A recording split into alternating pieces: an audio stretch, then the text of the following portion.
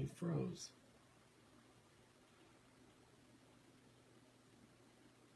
I frozen to you?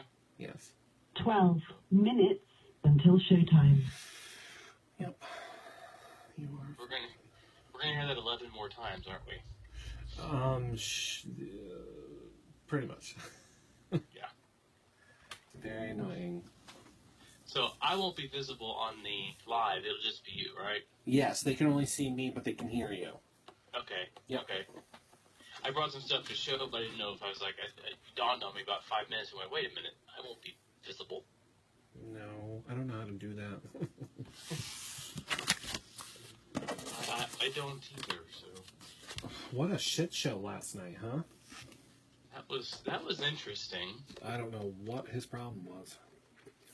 I was beginning to wonder if he wasn't getting a little nippy there. I don't know what his problem was. I know he's very busy. He does a lot. 11 minutes until showtime. Thank you, Linda. He he's in movies. He's like extras or whatever. So I know he's going to be in the new Spider-Man movie that's supposed to come out this year, and he's got the he does a lot of media stuff and helps indie movie people get movies off the ground, and he's got this whole website going. He's an Uber driver. He works at some sort of restaurant, some fast food restaurant. He's got like 4 jobs. It's crazy. But last night, I don't know what was happening. He was just getting punchy. I think he had too much. It just sounded like he was tired. Yeah. Yeah, he's normally not like that. Ironically, right after that, I jumped over to a show that was done by an artist friend of mine who does a lot of artwork for Magic the Gathering. He's done tons of artwork for different games and things. 10 minutes until showtime. On Wednesdays, he has a sketching broadcast that we all sit in and we draw, and he talks and he answers questions, but it's called Sketch and Scotch because they all drink. And I was thinking, I'm wondering if this wasn't a carryover. Maybe. Well, the hardest thing I drink is soy milk, so I'm going to say that I don't join in that part. I do the drawing. Gotcha.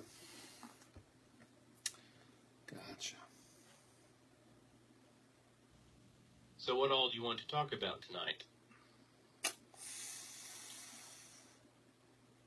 Did you come out with a new book? You haven't come out with a new book yet, have you? No, we're still working towards it. I just finally got the schedule in hand for the releases of the next few books I'm having from my publisher. Gotcha. So okay. I have 3 right now slated to come out from them, and I got more coming. 9 minutes until showtime. In the description, I put in Legacy of Dragon 1, so obviously you can recap about that too. Yeah. You have your Star Wars blogs there. Yeah. Anything else you want to talk about really doesn't matter to me. I thought if you wanted to kind of open discussion on that, we could talk about writing fan fiction. About working with canon, working with fan fiction, because I've done a lot of that, and a lot of people question about it because I have more people who love my fan fiction. They turn around and say, I think you should get this published. I'm like, well, you don't understand. Getting published in Star Wars or Star Trek or something is one of the hardest things on Earth. Mm-hmm. It is ridiculously hard to get into those houses. I would have to have an amazing luck to get in there. I don't care how good the story is. Right. And but so much fan fiction is, to be quite honest, trash. It's garbage. And there's just so much of it out there. 8 minutes until showtime. And people like mine, so I try to help other people who are writing fan fiction with some ideas and things I've used to help make mine a little better over the years. So if you want to talk about that, we could discuss that with Star Wars fiction. Yeah. I don't think we really touched too much of it, because I think it was towards the end of the show that you mentioned that you were doing the chapters for Star Wars on the blog, and we really didn't touch too much on it. So yeah. Sounds good. And I don't mind plugging Dragon Wand. I mean, yes, very much so. Good. Let's see here. I've got my laptop sitting in front of me that's got my good camera and everything, and then I got my desktop right here so I can watch the show. I've got it muted so I don't have you on here and on here, which would be just really deafening, going both directions there. Gotcha. You are 7 still frozen minutes now. until showtime. So you work at Dunkin' Donuts? I do. Yep. Didn't know that. Yep. Unfortunately, I've actually looked at working at the Dunkin' Donuts in our town, and I just can't because I gave up eating donuts 3 years ago as part of my weight loss program because I had a donut addiction. I was like Homer Simpson. Yeah, that would be bad. I eat too many of them, and I need to stop. So some days I don't even touch any, and some days I just see myself eating like 3 donuts. So, but yeah, I'm not too keen on the whole food because I make it too much, so I really don't eat it anymore. So, but every month we come out with new donuts, so it's like, oh man, I gotta try this. So, Yeah. and of course it was the key lime square, so it's filled with key lime, and then the lemon-filled croissant donut, and I'm just like, oh my god, my 6 toothpaste. minutes until showtime. So I need to stop eating those. But Yeah.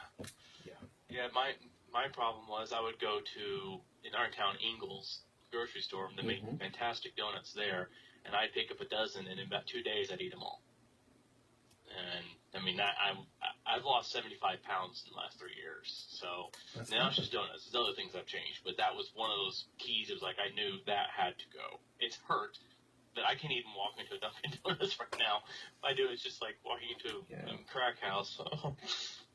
Yeah, it's pretty bad. It is bad for people who, have a problem with either overeating or just eating bad stuff. I mean, it's a bad environment.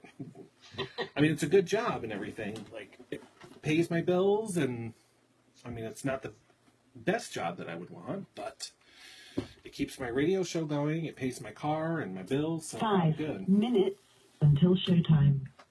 Now, are you just one of the regular workers, or do you manage? I am a shift leader, so I do run a shift. I'm not the manager, but yeah. Yeah, I'm in management. So. I ran as shift leader and then assistant manager for Blockbuster for 7 years. That was my last job was Kohl's, but not Blockbuster for 7 years. And our store had a Little Caesars attached to it.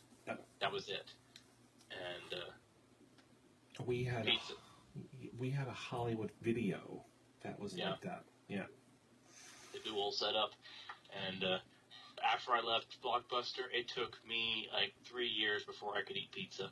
Because after all those years there, it was just pizza day after day. You could smell it being made. They brought it over all the time. No thanks. I couldn't do that.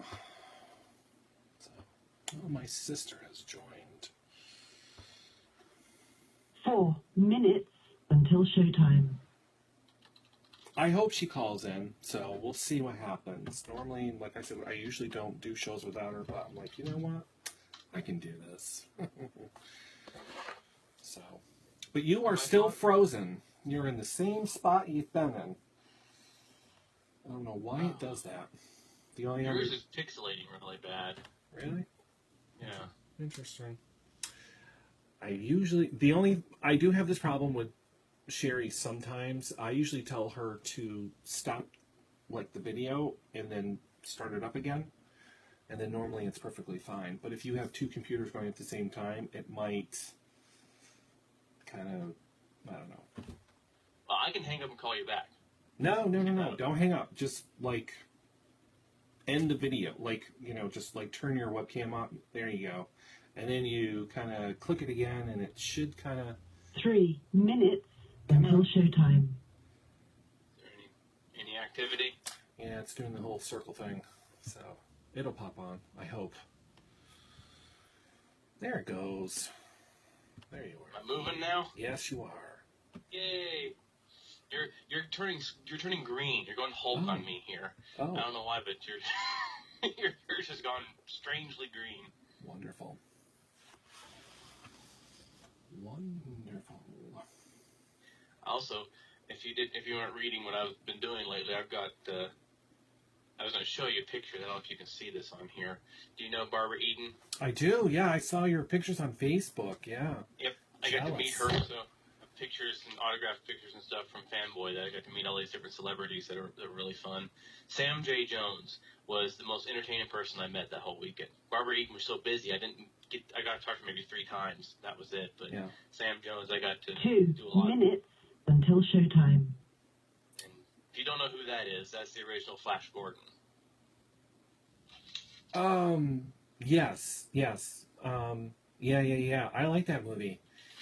That was a good movie. Yeah, unfortunately, he don't look like that no more. No, but he actually isn't that bad. He's kept up his physique, but I think, what was it? He just did the Ted movies. He's been in about that teddy bear. Oh, yeah, I haven't seen him. I know what you're talking about, though. Not my cup of tea, but yeah. Nope.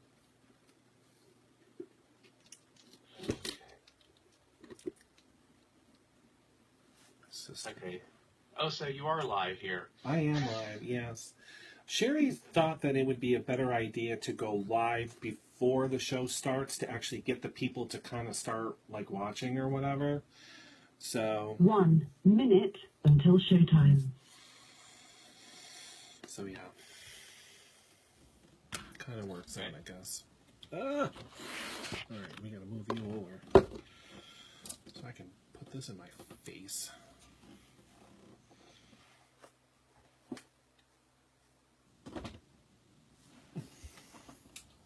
Dan Payne shared your video. I'm trying to tag some people into coming to it. Let's see here. Alright, here we go.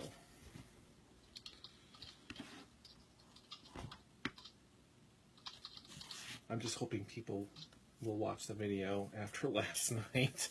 Yeah. Kind of worried. I promise that we will not talk about throwing anybody. Your show will go live in 5 seconds. Right. 4, 3, 2, 1. Blog Talk Radio.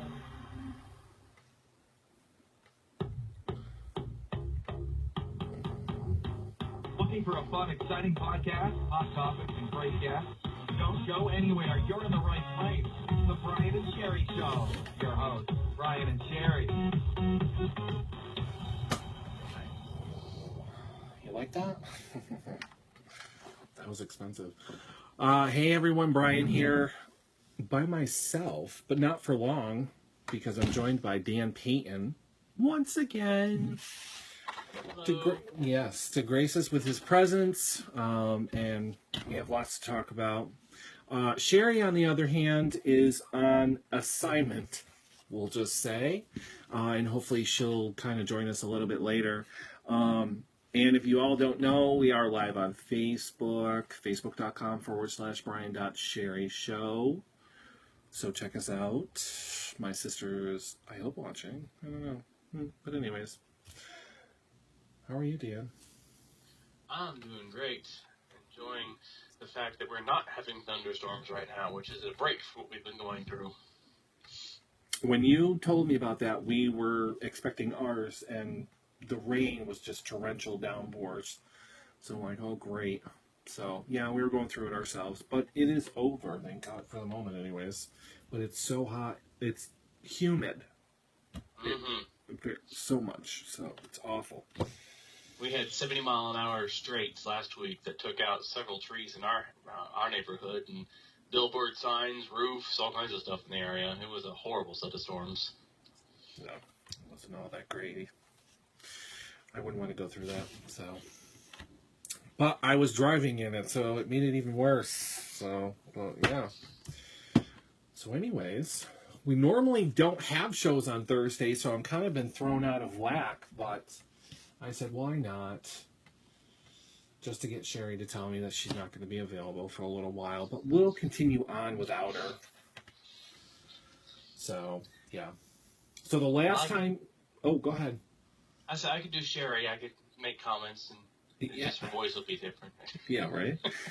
So the last time you were on the show, which actually wasn't that long ago. You talked about your book, which was Legacy of Dragonwand. Yeah, So- Legacy of Dragonwand. It's Yeah. the first book came out this February. For those of you who don't have it yet, go get it. It's in Kindle Unlimited.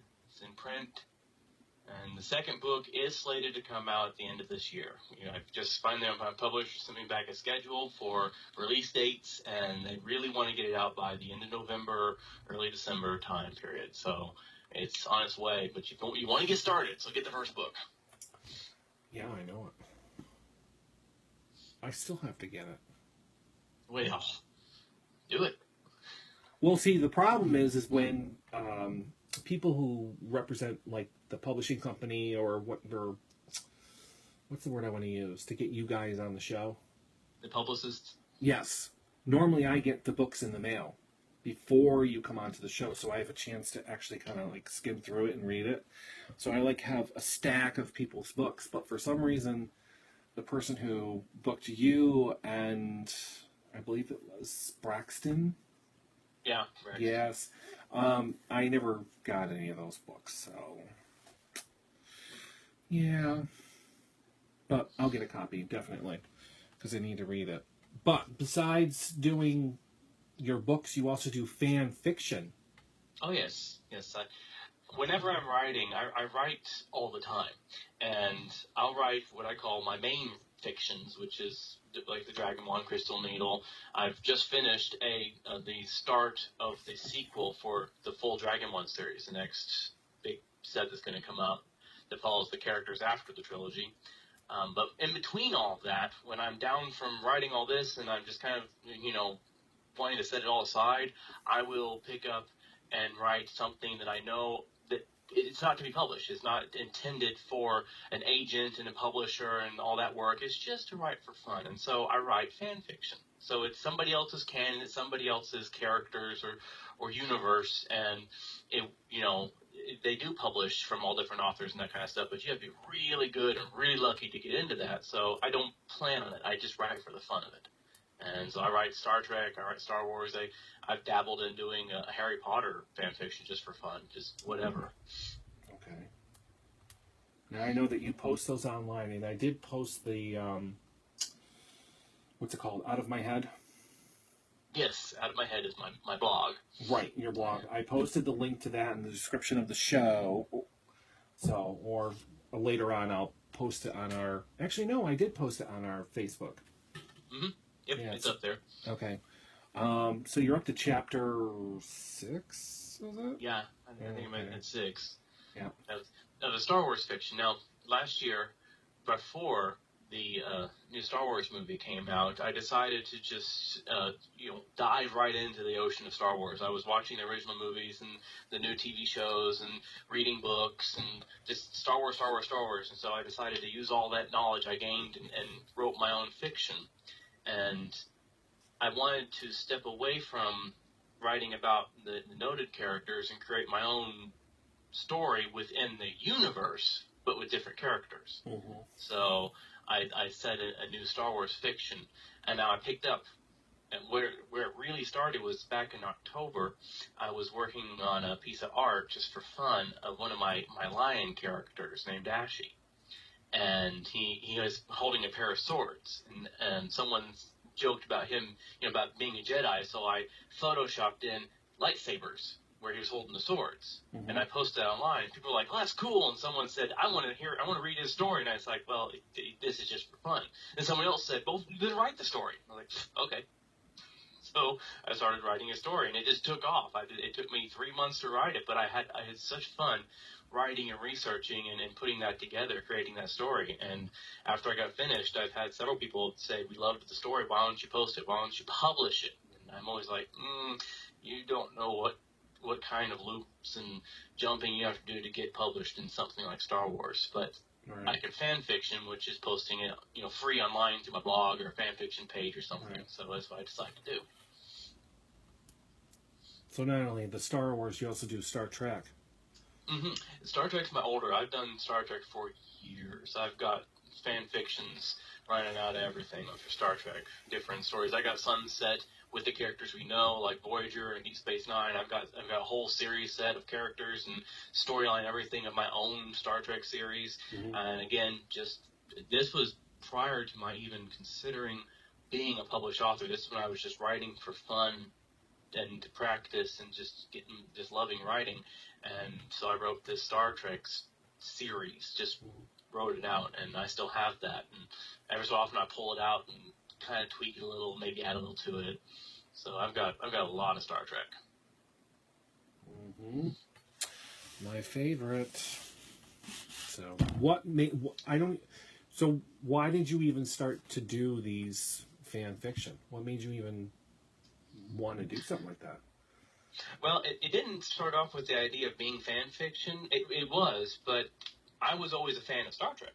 I grew up with it. My mom introduced me to Star Trek at a very young age, and she's a big fan. Yeah.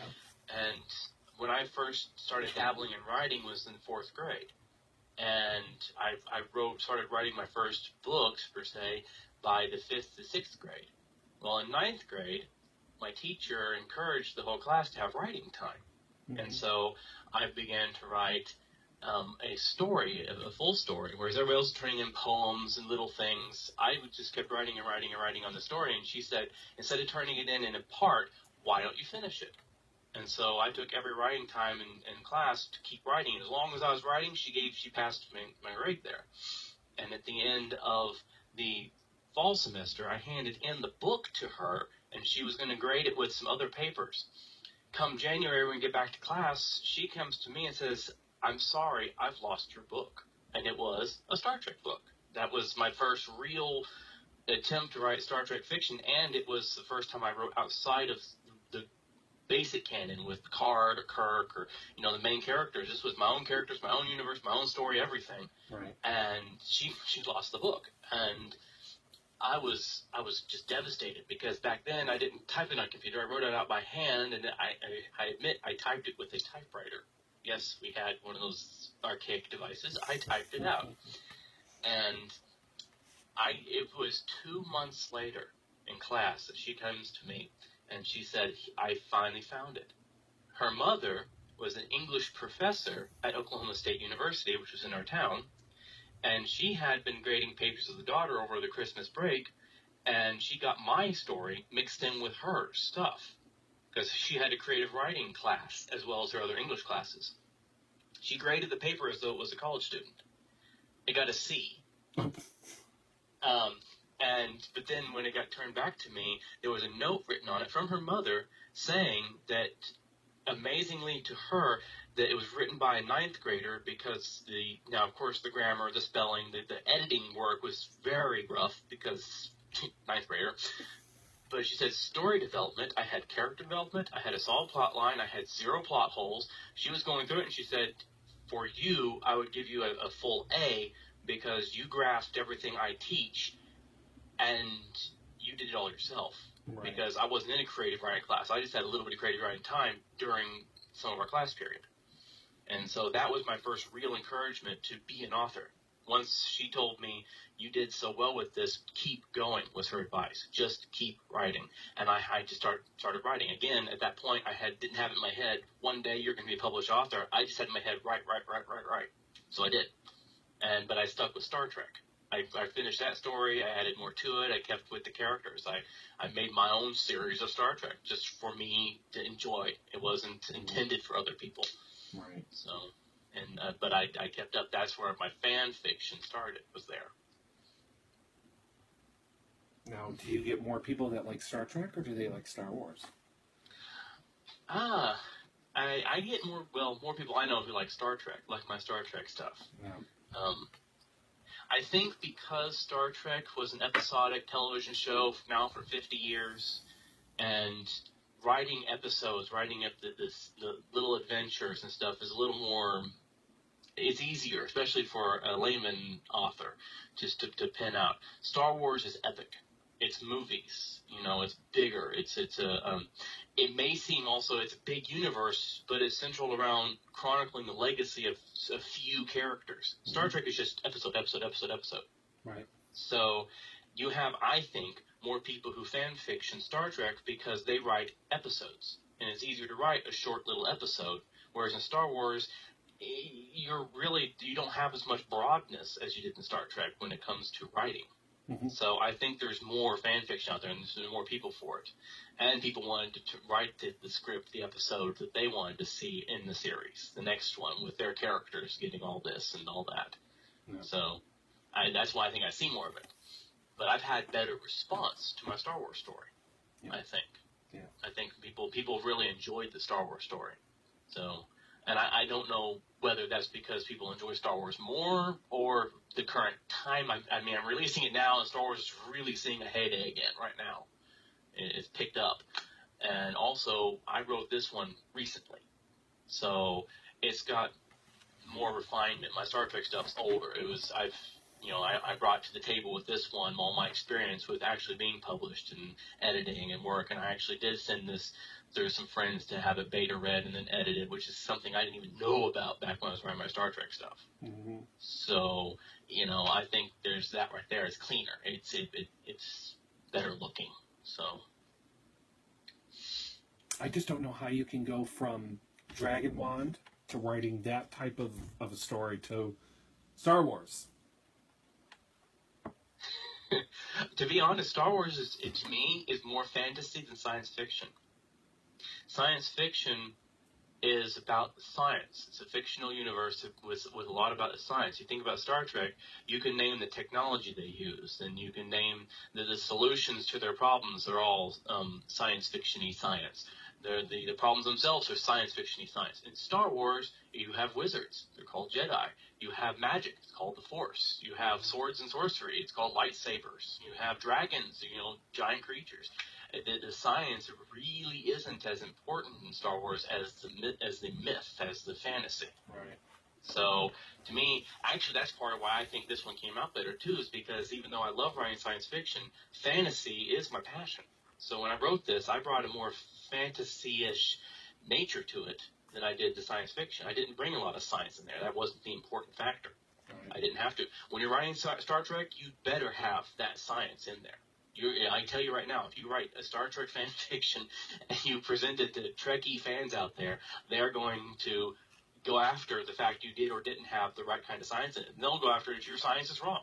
Even though you're saying it's science fiction, they're going to say, but in Star Trek, they try to keep it real. I'm like, well, to a degree. Yeah. But for Star Wars, you can do whatever you want with science. Yeah.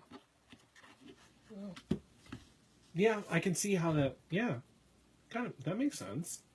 Now that I see how you put it, yeah, makes a lot of sense. So what do you like writing the most?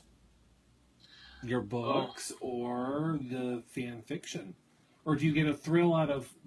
Or I shouldn't say a thrill, maybe satisfaction out of both. I'd say I get the same satisfaction out of both. I put the passion of writing into whatever I write, and I will become devoted to it. And it was remarkable. As I was writing that Star Wars fiction, there were times when I was struggling because it was just not coming together. I was needing to get it right, and I had people saying, "Well, back off. It's just a Star Wars fiction. You're never going to get it published anyway." And I'm like, "But you don't understand. If I don't do it right, then I can't do it. It just drives me nuts. I got to put myself in there." Right. And so I dragged that up. Though I will say I do get a little more satisfaction on writing my own fiction because it is my own universe, my own stuff. So in the end, the final product, I'm more proud of what I've written that's just mine. Mm-hmm. The Star Wars stuff, there's a lot of course, stuff you've taken from the canon that's not yours. So when I'm done, it's like I'm proud of it, but it's really not 100% mine. When it's 100% mine, yeah, there's a little bit more, pride there. Right. Yeah. I don't know. I would probably enjoy reading both. I've started with chapter 1, so I have a long ways to go. How long are your chapters? I actually don't delineate exact numbers for chapters. I try to just make sure that they have at least 2 scenes in them. Yeah. Unless one of those scenes is extremely long and detailed. I try to have at least 2 scenes because I alternate my stories often between your heroes and your villains. So you kind of see as it's progressing both together. So I want to make sure that at least you get both sides of the picture that's happening at that moment in the chapter. Right. So as I'm looking through the book, because that's why I'm looking through my written work for Star Wars, and I'm picking out what I'm going to post as the next chapter, I go down and make sure I cover that. And then I get done, and if it's more than 4,000 words, I'm like, okay, this is too long, and I go and look and just see if maybe one of those scenes is long enough to be by itself. All right. All right. So it's not almost like I'm reading a book. It's like there's enough to the chapter where, you know. The chapters in this one are shorter. What I'm posting online are shorter than your average book chapters. Okay. Because when you're looking at an online audience, you have to expect a shorter attention span. If you post a long chapter, they're going to look at it, scroll down before they even read it, and go, too long, and go to the next thing. Right. Yeah. So you have to kind of gauge that. If I were chapterizing this into an actual just novel to hand to somebody, they'd be longer. Gotcha. Yeah, I've noticed that if you do certain things for too long, people just don't have the patience to sit there and, you know, either read it or listen to the show. Because they kept telling me 30 minutes was too long for a guest on the show because people will lose interest really quick if it's more than 15 minutes. So, but I think 15 minutes to me is too short. Oh, yeah. You know? I need more time than that. I talk too much. Yeah. I have a lot of guests that, you know, so that, I mean, so that's why I kind of went to 30 minutes and, you know, to give them plenty of time to, explain, well, Sherri anyways will do it, you know, who they are, what they're about, why they're coming on the show, talk about their book or anything else. But then again, you get those guests that just keep going and going and going and going, and it's 10 o'clock already, and it's like, oh, man. So, I mean, yeah, I can understand that you don't want to make it too long because then people are going to get bored. Or scroll down to the bottom just to see what happens, you know. So, and that's no fun. Yeah. Yeah. Yeah, and my stories, I tend to be very compact. I don't just add a lot of verbiage into the story to fill in the pages. You know, I can't, to be honest, I can't stand it when I'm reading a book and I'm going page after page with, and she got up in the morning and she had breakfast and she read the newspaper like she does every day. She thought about what dress she's going to wear. She went to work. I'm like, you could have really not, I don't need that. That really is overdoing the words. You need to cut that down. Right. To me, I try to get you through the story. So if you do jump past and just read the end, you've missed something.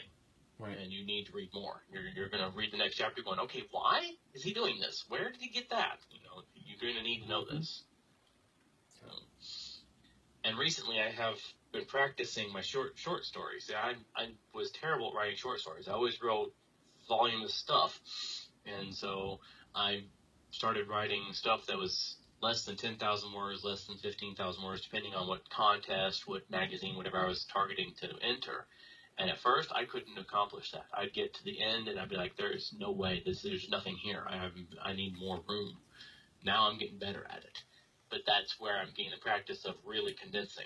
Is that sentence necessary? Is that scene absolutely necessary? Is this just overkill? You know, you start to really tighten those stories up to give you a full story without being verbose. Right. Yeah, you don't want that. So you did the first book of Dragon Wand. You said you're continuing with the story? Yes. Well, the trilogy has been fully written. The first 3 books are completely written. The publisher has them. We're just staggering the release around the other releases they have. Mm-hmm. After the trilogy, after the first full story, I've got another one that I'm working on. I'm writing a 2-part in-between stories, 2 novellas that are going to be glued together that are the story of 2 of the main characters and 2 stories that happen at the exact same time. They're parallel stories. Okay. And 2 different parts of the kingdom, and they both will play crucial roles in what happens in the next major story. I've got a whole another trilogy that I'm going to write that's going to follow the main characters in the future. You know, as they've grown up, now they've got a much more important thing to deal with. Right. These two shorts are not, what's happening in them themselves is not like vital. They're not saving the universe. They're not fighting off the dragons. This is much more day to day. There's adventure, there's stuff that happens, but they're more humorous and calmer. And one of the stories is going to kind of conclude something that happened in the trilogy. Mm-hmm. You know, it's a promise that was made to people, and now it's going to get fulfilled. But in doing so, Marcus, the main character, is going to get something that's extremely important, but you won't know that until the next trilogy. So right now I'm writing a parallel pair of stories. It's glue between the two, this trilogy and the next major one. Right. So I have plans to write on this. I see that. So when is enough with this? When I'm told to stop. When you're told to stop? I don't know.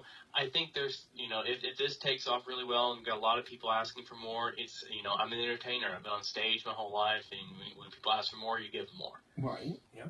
But I think there might come a point, if this one's really great and going great and everybody loves it, and I've written, and I might be like Sir Arthur Conan Doyle when he was doing Sherlock Holmes. At one point, people wanted more. He was just fed up with writing Sherlock Holmes, so he killed him off.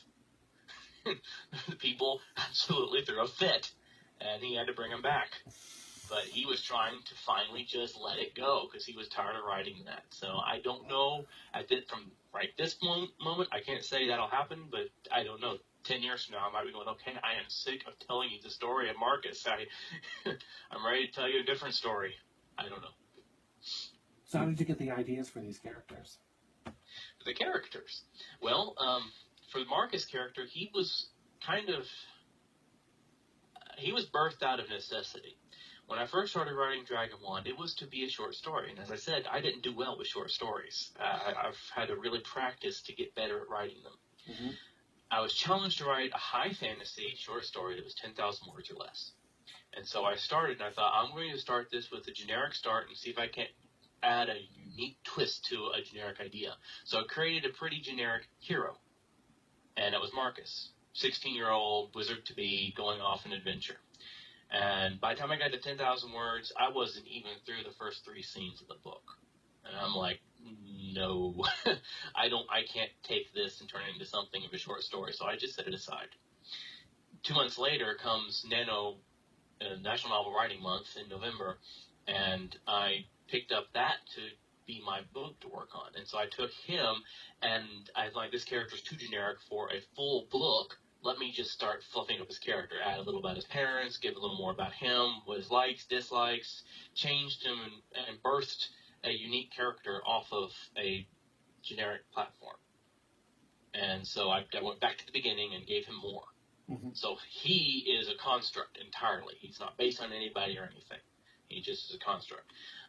Treb and Keen are two of the friends he meets along the way. They're Raki, which are dog people. And Treb was loosely based on, I put in my head the idea, if Dwayne "The Rock" Johnson played this type of character, and then I took that and made somebody out of him. Mm-hmm. I did so because I had a picture I drew of this dog man warrior that just for fun, several years before I wrote the book. I just drew this at one night, and I picked up this picture and I thought, you know what, he's going to be the character he meets. And he kind of resembled The Rock. The person, the model, I guess, was similar.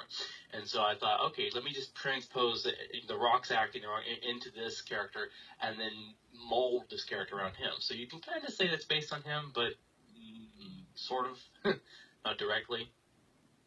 The only other character in the story that I can honestly say is based on somebody is Donna. She is a side character that comes up towards the end of the first book. She plays a very big role in the story, and she'll play an even bigger role by the end of the book. But she doesn't follow all the way through. She's not one of the adventurers that joins up and goes along on the quest. She's just there at one point.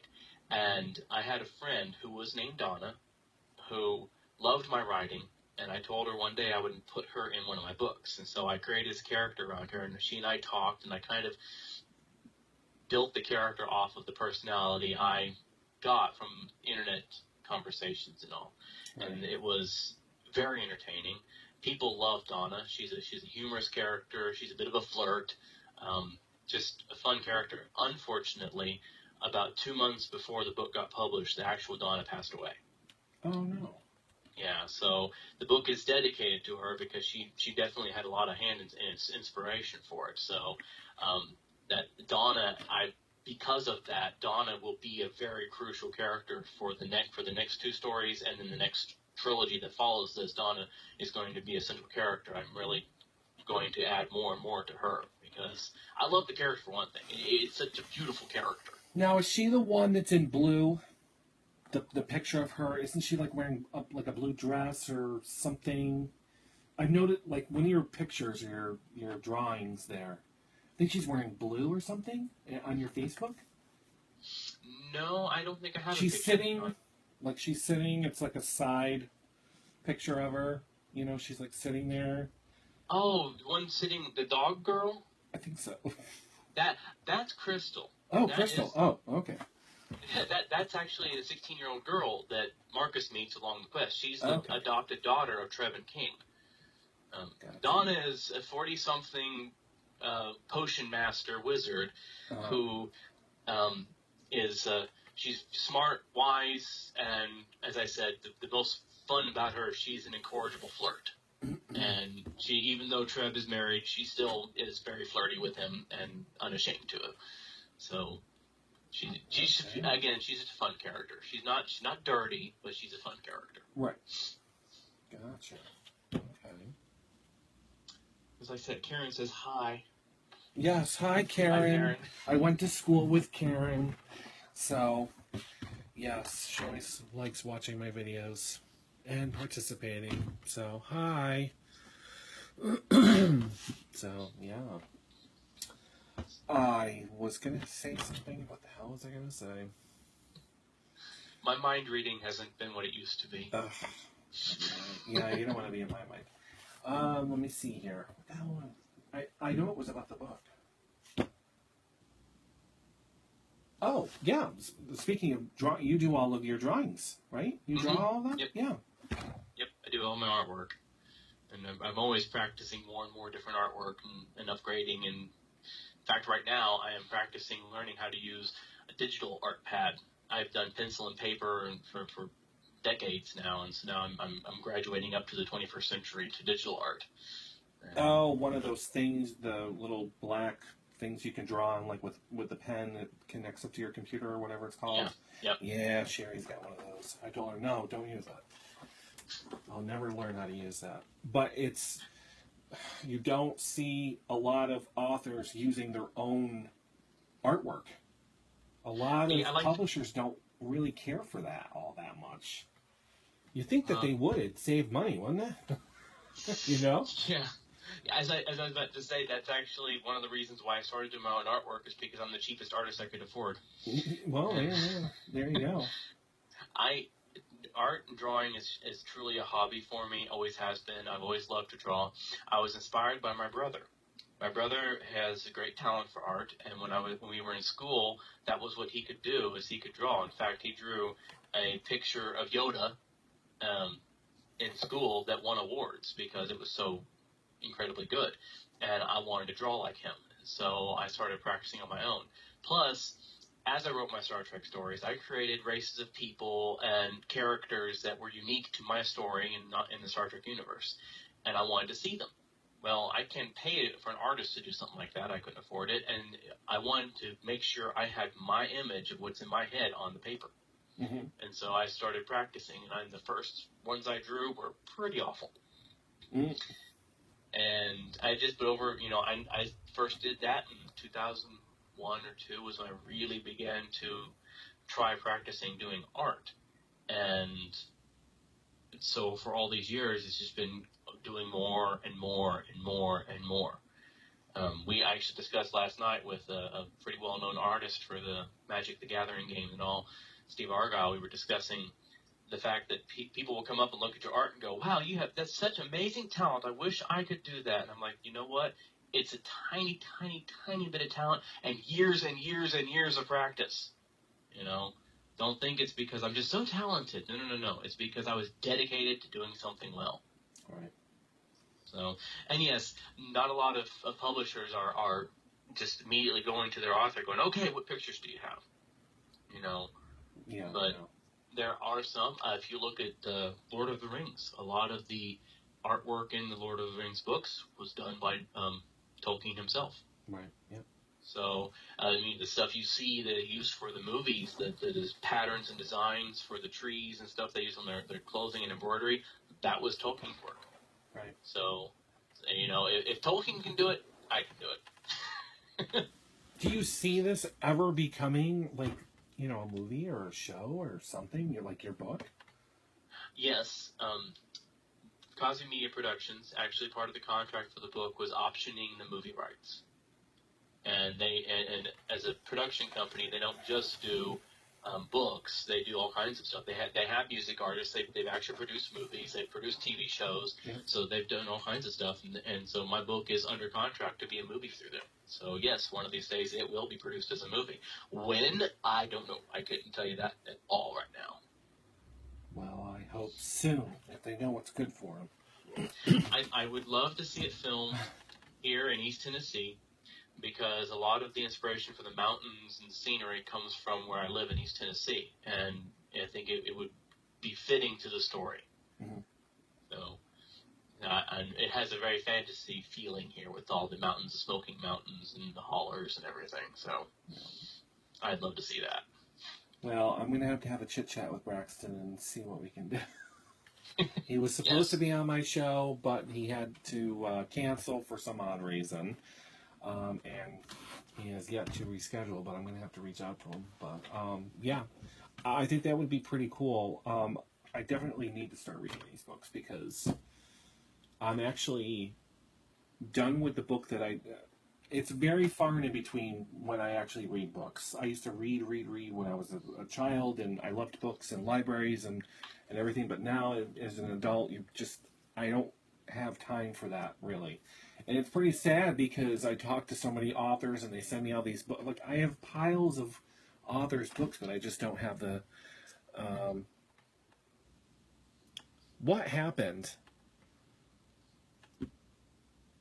Am I still live? Yeah, I'm still live. Yeah. Okay, because it just told me that your video has just finished uploading. I'm like, what? So, Karen, you used to live in Tennessee? I didn't know that. Well, then again, why would I? I haven't talked to you in a long time, so. What part of Tennessee? There's 3 parts of Tennessee you can be from. West, middle, or east?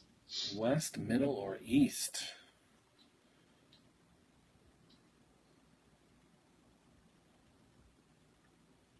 We'll find out. I hate the fact that... Oh, Lancaster.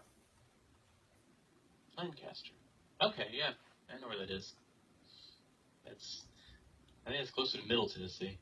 The middle of Tennessee. Oh, okay. Gotcha. But yeah, anyways, I was reading Kate Mulgrew's book. Yes. So, Former Teeth. Yes, I absolutely love that book. So now I need to find something else. So I'm going to have to order one of your books. So. I love biographies. Now, you need to read my book first, but if you haven't read it yet, you do need to read Barbara Eden's Genie Out of the Bottle. When did she come out with that? Because I remember seeing something about the book that she did. I think that was 2012, I believe. Yes, it's been a while, yeah. Well, not that long, but yeah, I'll definitely have to read that. Yeah, I was thinking about that actually when I was looking at your photos and stuff because I was jealous. But yeah, no, I used to watch that show all the time. Yeah, definitely. But anyway, so yeah, I'm gonna have to grab that book. Where can I go and grab your book, or anybody else for that matter?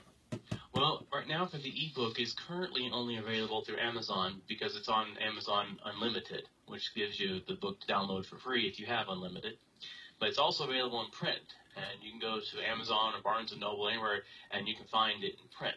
So Okay. either way, looking for it. Oh, good. I do have a Barnes & Noble. So I can go, well, I have Amazon, so I can always do that. Oh, yeah. You can find it there. Now, are they still doing the digital download for 99 cents, or has that changed? For the ebook? Legacy Dragon one? Yeah. That was a temporary special. Okay. I think that's when we did the show last. They were doing the Young Adult Week special thing, and they had a lot of young adult books were down to 99-cent download. Gotcha. It is not currently. No, obviously it isn't, but it is for the ebook. It's only $3.99. So It's not bad. No, it isn't. It's not bad at all. What was my other question? I know I had another one here. No, Sherri, I am so upset at her. But that's okay. I'm actually enjoying myself without her. She'll kill me for that later. It's now on the recording. So. Yes, and she's probably watching too. Who knows? So anyways, Cookville. Lancaster is by Cookville. Yeah. Yeah, I don't know where any of that is, so I have no idea. Good to know, though. So yeah. I don't know if you've ever thought about doing this, but we have come across authors who like to involve their readers and have them sign up to actually either be well, then again, it probably wouldn't work for you, though. Because what this author does is he calls them his red shirts. Mm-hmm. And you sign up for it, and you're in his, and he does science fiction. And you could be anybody in the book, but you ultimately die. Oh, okay.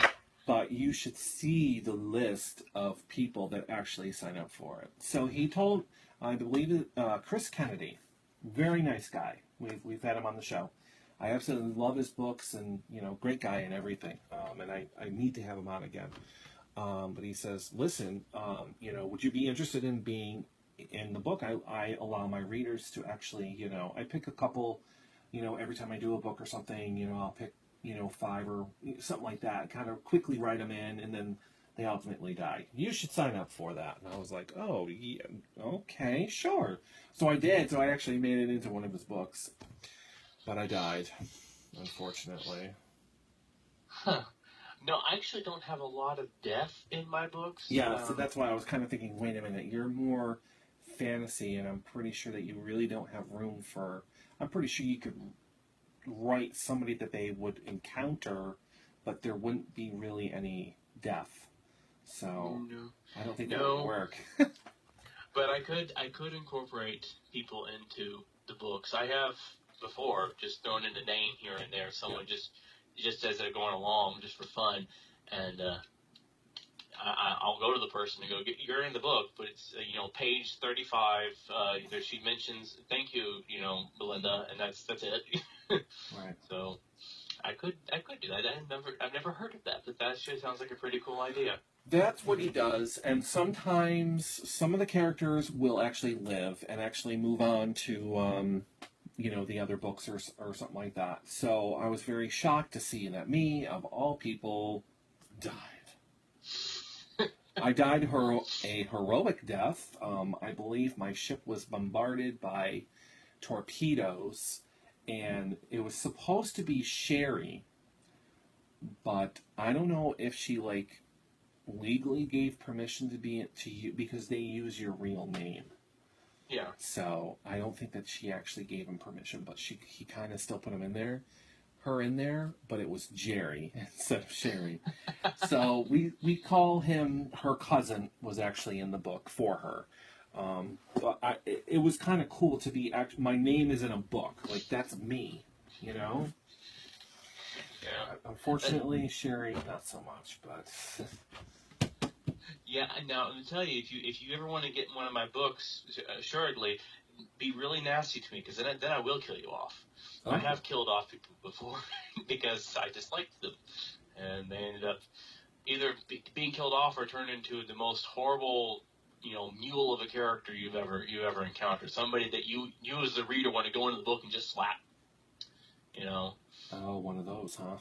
Well, I see here. For my very first book that is currently now no longer in publication because of that's a long story. Um, one of the characters in the book is the boss of the main character when we first meet him, and he fires him. And in the book, the main character comes back after he's incidentally found a magic wand, and he accidentally turns this former boss into a mule.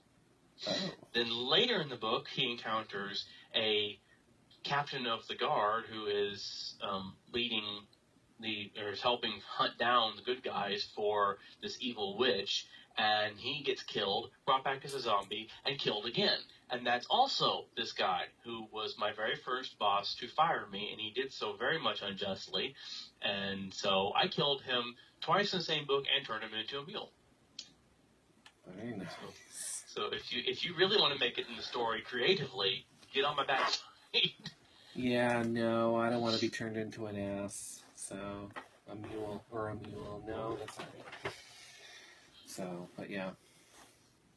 Well, it's interesting. So, but yeah, I mean, it's cool how different authors do different things, and I think he just does it to kind of keep the readers kind of coming back for more.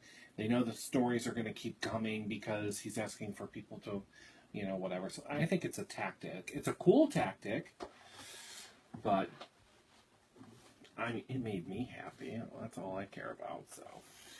I might think about that since I haven't fully posted this Star Wars story. I could go online and ask people, would you like to be a character later in the story? Because there's lots of bit parts in this that are unimportant. You could be a stormtrooper. You could be, just some random person. Well, yeah, I guess I could be a stormtrooper, but then again, the stormtroopers, you really don't know their name. Yeah, well, it's my book. I can do That's right. You can write whatever you want. That's true. There's all kinds of other characters that show up from the planet he's on, so I could do that. That could be interesting. When he ever mentioned that, it's the first time I've ever heard of it because I've had authors on the show before where they were waiting for their book to get turned into a movie, and they'd say, "Oh, if I ever turn it into a movie, I'll make sure to include you." So it was just like, "Oh yeah, okay." So then later on we had Chris Kennedy come on. "Oh yeah, you should be in my book. I'll write you in my book. You should sign up for it," and blah blah blah. And I'm like, "Yeah, okay, right." So I did, and then I'm in the book and I die. And I wrote back to him and I'm like, "Did you really have to kill me off? Like, I should be in the next book." So we kind of were skeptic on people saying stuff like that, but it works. It really does. The list of people and the comments and put me in there. I get full permission, and it's a good tactic. I'm telling you. I think Star Wars it would probably work, like one or two. You know what I mean? Yeah. I don't know. Give it a try. Yeah, it'd be fun. So yeah, I think so. Well, unfortunately, Sherri has not called in, so she must have been really busy on that assignment to not call in. So I'm pretty sure she'll be on the show tomorrow and Saturday.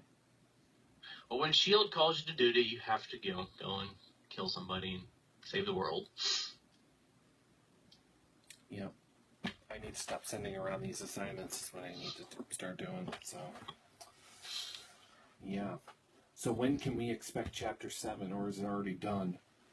Actually, tonight I plan on getting it prepared. The night before, I go through, set it aside, one more read-through of it, then I have to format it, and then prepare the blog post, and then I will have it up tomorrow. Chapter 7 comes out tomorrow. How many chapters are you planning on writing? Well, the whole book is written. So it is currently, I think it's around 62,000 words. And I roughly put up 3,000 to 4,000 words a post. So do your math. It's gonna be going for a long time. Okay. So I'm actually also working on doing reading it, doing an audio version of it. I've got the first prelude, not even the first chapter, it's the first prelude, prepared. It's on my blog right now as a post that you can listen to me in my glorious voice reading it. So instead of having to read it yourself, you can just listen to it. And I have had a lot of people tell me that they would much rather have a read book, a narrated book, than having something to read. Right. So many people want me to tell them that the Dragon One is out there in Audible, and it's working on it. We've actually got people working on reading it and getting it ready, but it's not prepared yet. So it's not been produced yet. So it's in process. But it's the first time in my writing career that I've actually encountered so many people that would rather hear it than read it. So I'm experimenting myself with that by doing chapter by chapter reading of this one as well. Yeah, I think because we're more on the go these days, and they can listen to you when they're working out at the gym, on the way to work, or on break, or like at home doing something, or while they're cooking, or whatever else. And this is what I told Sherri. This is why I think video is the way to go, because people, like I'm using my iPad to do my video. So people can watch us while they're eating, they can listen to us anywheres, and so I think that I probably would listen to it. If it was available to listen to, I probably would listen. I mean, I would still own a copy of it, but I would, yeah, I could see that. On my drive to work, on my drive back, or doing something at home, I would actually listen to the book. I think that would be pretty cool. So that's part of now I've just started the first part of the Star Wars, so I'm behind. It's going to be putting the chapters out, and then the ones I'm reading are going to be way back there. So I had a good response to it. I sent it out there onto the social media world and said, okay, here's the first prelude. Listen to it and tell me, would you listen to more? And several people said, yeah, sure. So I'm like, as long as I get a response. That's one of my problems is an author, when you're doing all this work, this is a lot of work writing these stories. Even a short story is a month of work and editing and formatting and preparing, and you have zero response. It's like, okay, why did I do all that? Right. So that's why I go out there, and before I put a whole lot of work into it, I step up and go, okay, would you actually be interested? Right. Yeah. If I get a no or silence, I'm like, okay, I'm not going to waste my time and my voice doing this when it's not going to do anything. Right. But it did, so I'm going to for the Star Wars story at least. Then again, I wouldn't be surprised if people actually, who are ahead in the book, go back and start listening to it. Because there might be, obviously there's going to be a difference between words and actually hearing it, because you're voicing the word, the inflection will be there to tell the you feelings more of the story. and emotions of what's going on in the chapter and whatever else. You're going to be, so I think people are going to go back and start listening to it. Yeah. Well, go ahead and listen to that prelude and tell me what you think. Leave a comment on the blog. But yeah, I would love to have a cast. I'd love to have some friends who could read the voices for the female characters and the older male characters, and have one person, probably me, just read the narration part of it, not the actual voice part of it. But I don't have the money, and I don't have the recording studio, so it leaves me with none of the above situation. I'm working off of what I'm working right now, which is this little head mic. Right. So it's better than working off of a computer. It sounds clear, but I really need that next step up to make it sound that much better. Gotcha. So yeah, you need what I need. Or what I have, actually, yeah. You need a mic and a filter, and yeah, that's all I use, and I come out crystal clear. So, I don't think you can see it. Yeah, well, you can kind of see it, but anyways, there you go. See, that's what I have. yeah. That's it. Yeah, we have a really nice recording equipment and thing at our church, and I went and talked to the person over it, and I said, "Tell me what would work." I always find people who know more about it than I do, because when I'm researching online, I find information that I don't even know what I'm looking at. Mm-hmm. I need somebody to explain it to me. I'm an author, not a genius. I had to do the same thing because I had no idea, because when we first started doing this show, I really didn't have the knowledge of how I should properly do the show, like how I would sound.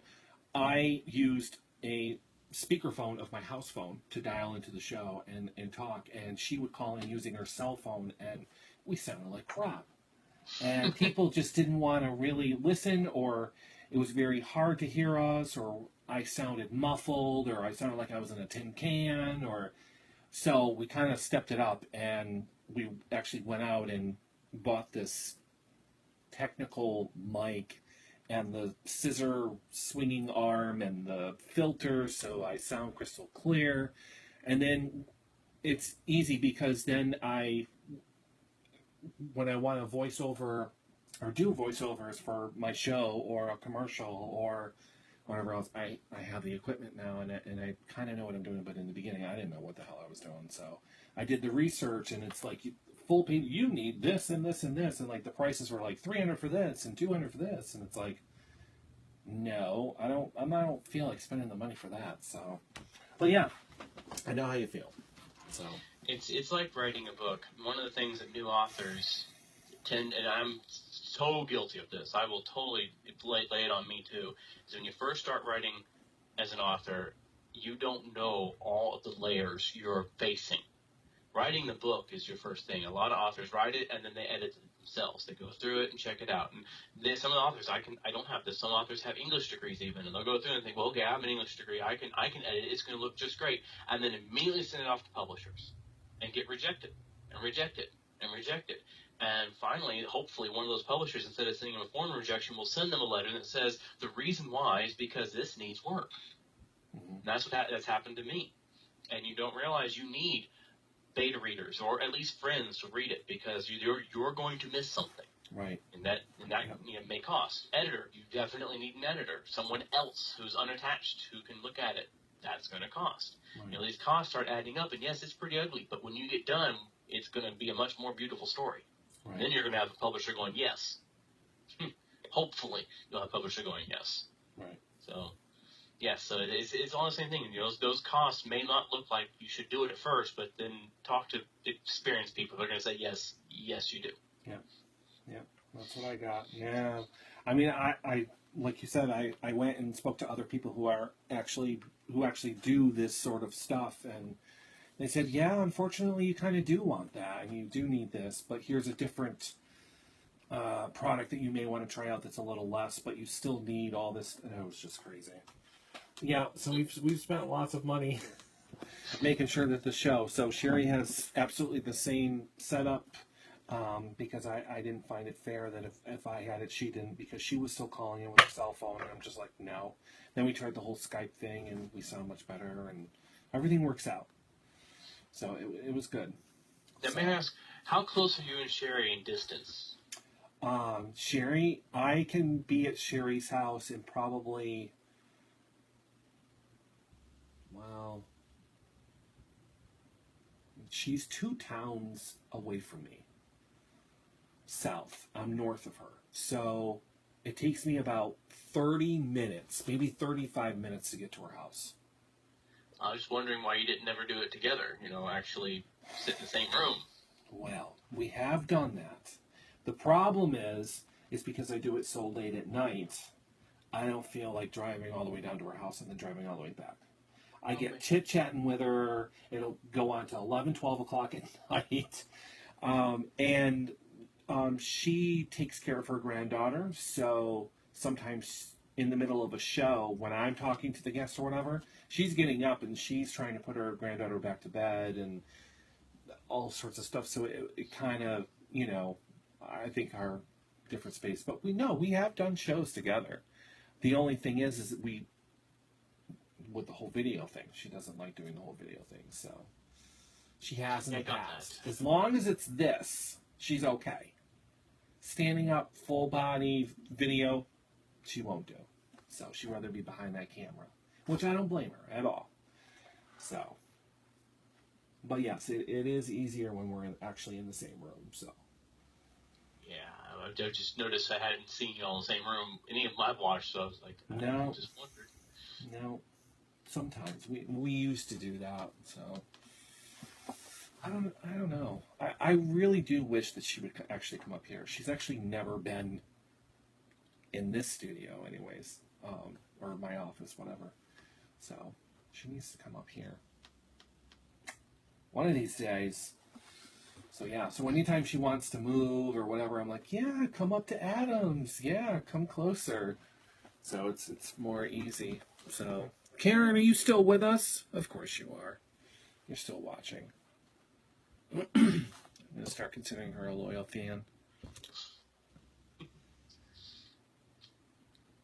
Yes, anybody who is currently watching who's not said anything, say something. Yeah, any questions or anything? Nobody has any. I'm just surprised. Last night we had 9-10 people watching, but it only tells me who's actually joined the conversation, but not who's watching. Because when I ended the video last night, it told me that 74 people were actually watching me live last night, but only 10 to 11 people were actually joined in the conversation, and that there was 146 comments. I was like, what? Are you kidding me? So, I mean, there are people watching. 90 seconds. Oh no. My show's over with already? This is craziness. Well, I don't see any questions coming up. Then again, the show, even if the show's over with, you can still ask questions. He'll answer them. No, I don't live, in Adams, not North Adams. I live in Adams. So, but anyways, yeah. 60 seconds. Oh, shut up, baby. This is what I have to listen to. Every show. It's like, I know, there's a counting clock right there, I can tell. I didn't, look at that. She lives in Adams too. I didn't even know that. All right, everyone. It has been fantastic without Sherri. Talking to author Dan Payton, which we're going to have him on again when this new trilogy comes out. Oh, yes, definitely. Oh, yes. So if you have any questions and you're still watching the Facebook Live video, just post them. I'll make sure that he gets the questions. He can answer them for me, and I will make sure that I get you the answers. Don't forget, tomorrow, obviously, we have our shows Fridays and Saturdays. Same time, 9 o'clock. Seconds. You know, lady, shush. So that's pretty much it. So, Karen, we're going to have to get together at some point. Yeah. All right, everyone. Thank you so much, Dan. Thank you so much. And we'll definitely have to have you on again. So, this time with Sherri. So, yeah. All right, that's it.